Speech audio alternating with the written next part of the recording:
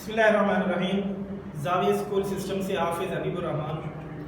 آج ہمارا اسلامیات کا لیکچر نمبر 19 ہے اور سورہ انفال کی آیت نمبر 24 ہے۔ یا ایھا الذین آمنوا استجیبوا للہ وللرسول اذا دعاکم لما یحییکم واعلموا ان اللہ یحول بین المرء وقلبہ وانہ الیہ تحشرون۔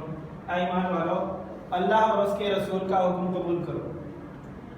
اذا دعاکم، جب وہ تمہیں بلائیں، لما یحییکم، اس کام کی طرف جو تمہیں زندگی بخشتا ہے، وَاعْلَمُوا، اور جان لو، ان اللہ یحول بین المرء وقلبہ وانہ الیہ تحشرون، جان لو کہ بے شک اللہ تبارک و تعالی بندے اور اس کے دل کے درمیان حائل ہو جاتے ہیں، وانہ الیہ تحشرون، اور بے شک تم سب نے اسی کی طرف جمع ہونا ہے۔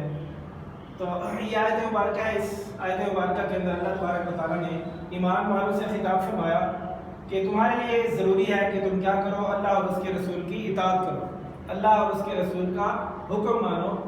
جب اللہ اور اس کے رسول تمہیں بلائیں، ایسے کام کی طرف بلائیں جو کام تمہیں زندگی بخشتا ہے، ہمیشہ ہمیشہ کی زندگی بخشتا ہے، تو جو بھی اللہ اور اس کے رسول کا حکم ہوگا اور اس پر ہم عمل پیرا ہوں گے، تو ہر ایسا حکم جو ہے اللہ اور اس کے رسول کی طرف سے، ہر ایسا حکم ہمیں ہمیشہ ہمیشہ کی زندگی جو ہے وہ بخشے گا۔ تو فرمایا کہ تم اللہ اور اس کے رسول کے حکم کی کیا کرو، اطاعت کرو۔ اور وَاعْلَمُوا أَنَّ اللَّهَ يَحُولُ بَيْنَ الْمَرْءِ وَقَلْبِهِ وَأَنَّهُ إِلَيْهِ تُحْشَرُونَ۔ آیت مبارکہ کے دوسرے حصے کے اندر یہ ارشاد فرمایا کہ جان لو کہ بے شک اللہ تبارک و تعالیٰ بندے اور اس کے دل کے درمیان حائل ہو جاتے ہیں، اور بے شک تم سب نے اللہ ہی کی طرف جمع ہونا ہے، لوٹ کر سب نے اللہ ہی کی طرف جانا ہے۔ تو اس آیت مبارکہ کے اندر پوچھا یہ گیا کہ اللہ اور اس کے رسول کا حکم قبول کر لو، اس کا کیا مطلب ہے کہ اللہ اور اس کے رسول کا حکم تم کیا کرو، قبول کرو؟ تو جواب اس کا یہ ہے کہ اللہ اور اس کے رسول کی اطاعت کرو، اللہ اور اس کے رسول کا کہنا مانو، اللہ اور اس کا رسول جو کچھ فرما دیں ان کی کیا کرو، تابعداری کرو، فرمانبرداری کرو اور ان کو فالو کرو۔ آگے یہ پوچھا گیا کہ وہ کون سا کام ہے جو انسان کو زندگی بخشتا ہے، ہمیشہ ہمیشہ کی زندگی، حیات جاویداں جو بخشتا ہے، تو وہ کون سا کام ہے؟ تو اس کا جواب یہ ارشاد فرمایا کہ اللہ اور اس کے رسول کی اطاعت کرنا یہ ایسا کام ہے جو انسان کو ہمیشہ ہمیشہ کی زندگی بخشتا ہے، ہمیشہ ہمیشہ کی زندگی جو ہے وہ عطا فرما دیتا ہے۔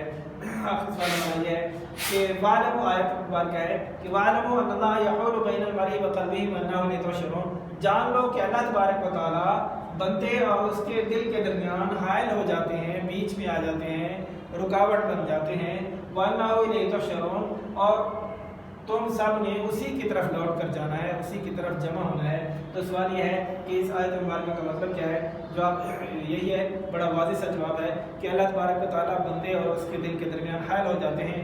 کیسے حائل ہو جاتے ہیں اور کیوں حائل ہو جاتے ہیں؟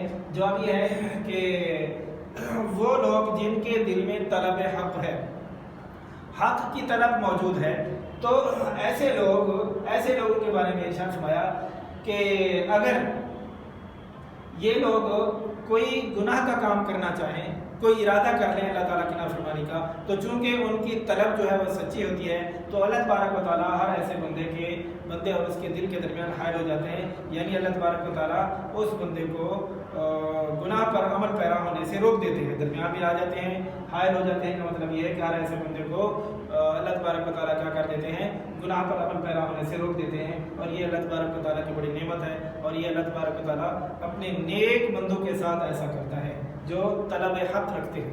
اور یہی آیت مبارکہ کا مفہوم یہ بھی ہے کہ وَاعْلَمُوا أَنَّ اللَّهَ يَحُولُ بَيْنَ الْمَرْءِ وَقَلْبِهِ وَأَنَّهُ إِلَيْهِ تُحْشَرُونَ، جان لو کہ اللہ تبارک و تعالیٰ بندے اور اس کے دل کے درمیان حائل ہو جاتے ہیں۔ تو اگر بندے کے دل میں طلب حق موجود نہیں ہے، تو ایسا بندہ خواہ نیکی کا کام بھی کرتا رہے، اس کے دل میں نیکی کا خیال آتا ہے، تو اب اس کا طریقہ کار یہ ہوتا ہے کہ وہ اس کو مسلسل ٹالتا رہتا ہے، تو یہ گویا اللہ تبارک و تعالیٰ کی طرف سے سزا ہوتی ہے، اور اللہ تبارک و تعالیٰ اس بندے کو نیکی کی توفیق نہیں دیتے جس دل میں طلب حق جو ہے وہ موجود نہیں ہے۔ طلب حق ہو تو اللہ تبارک و تعالیٰ اس بندے کو گناہ کرنے سے روک دیتے ہیں، بیچ میں آ جاتے ہیں۔ اگر طلب حق نہ ہو تو وہ بندہ نیکی کا کام کرنے سے جو ہے وہ قاصر رہتا ہے، کیونکہ اللہ تبارک و تعالیٰ اس وجہ سے توفیق چھین لیتے ہیں۔ اب اس آیت مبارکہ کا تقاضا کیا ہے؟ وَاعْلَمُوا أَنَّ اللَّهَ يَحُولُ بَيْنَ الْمَرْءِ وَقَلْبِهِ۔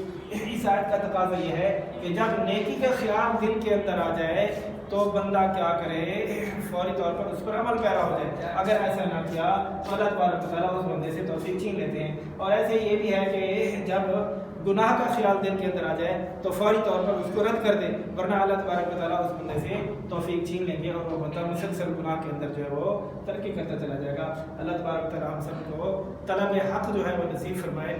جزاک اللہ تعالیٰ۔ آج کا لیکچر ہمارا ختم ہو۔